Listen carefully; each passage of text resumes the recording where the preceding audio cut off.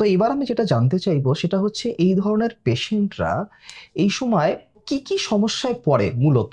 তো সিওপিডির বেসিক সমস্যা হুম, দেখতে গেলে দুটো। হুম, এক কাশি, দ্বিতীয় কথা শ্বাসকষ্ট। হুম, কারণ কাশি এবং কফ ওঠার পরিমাণ বেশি, হুম, তাদেরকে আমরা বলি ক্রনিক ব্রঙ্কাইটিস হুম, হুম, ফেনোমেনন। হুম, আরেকটা দলের শ্বাসকষ্ট বেশি, তাদেরকে আমরা বলি এমফাইসিমা ফিনোটাইপ।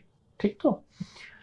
এবার যখন বাড়াবাড়ি হয় তখন এর উপর দিয়ে আর কি হতে পারে? হুম, হঠাৎ করে একটা মানুষ জানে যে হুম, হ্যাঁ আমার এটা বেসলাইন হুম, লেভেলের হুম, কাশি, হুম, আমার সারাদিনে এরকম, হুম, সে দিনে হয়তো হুম, 3-4 বার কাশি হয়।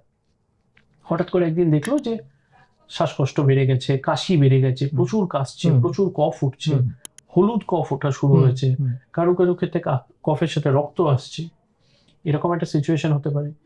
দ্বিতীয় যেটা হতে পারে, যে মানুষটা কাল অবধি হয়তো সিঁড়ি উঠতে শ্বাসকষ্ট হতো বাট নর্মাল লেভেলে হুম, হাঁটতে হুম, পারতো, হুম, সে আজ সকাল থেকে দেখা যাচ্ছে নর্মাল লেভেলেও হাঁটতে পারছে না, শ্বাসকষ্ট হচ্ছে।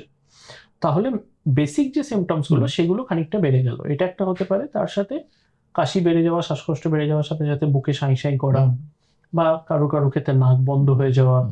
কারো কারো ক্ষেত্রে জ্বর আসা, এই ধরনের ডিফারেন্ট সিমটমস জেনারেলি সিওপিডি যখন এক্সাজারবেশন হয়, বাড়াবাড়ি হয়, তখন এই ধরনের সিমটমস নিয়ে আমাদের কাছে প্রেজেন্ট করে পেশেন্টগুলো।